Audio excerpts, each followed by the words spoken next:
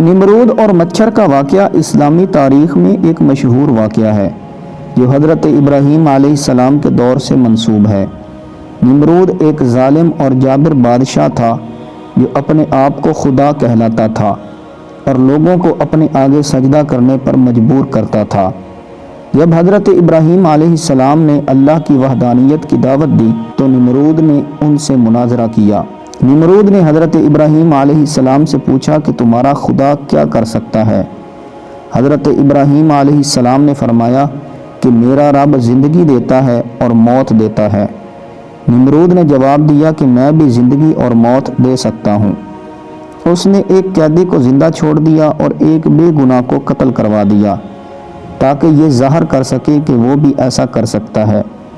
پھر حضرت ابراہیم علیہ السلام نے فرمایا کہ میرا رب سورج کو مشرق سے نکالتا ہے، اگر تم خدا ہو تو اسے مغرب سے نکال کر دکھاؤ۔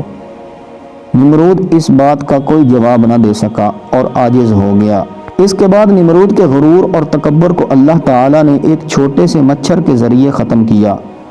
روایت کے مطابق ایک مچھر نمرود کے نتھنے میں داخل ہو کر اس کے دماغ تک پہنچ گیا۔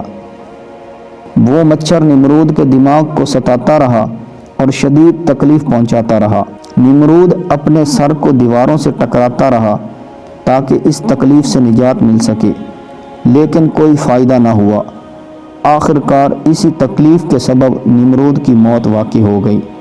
یہ واقعہ اس بات کی نشاندہی کرتا ہے کہ دنیا کا سب سے طاقتور انسان بھی اللہ کی قدرت کے سامنے بے بس ہے۔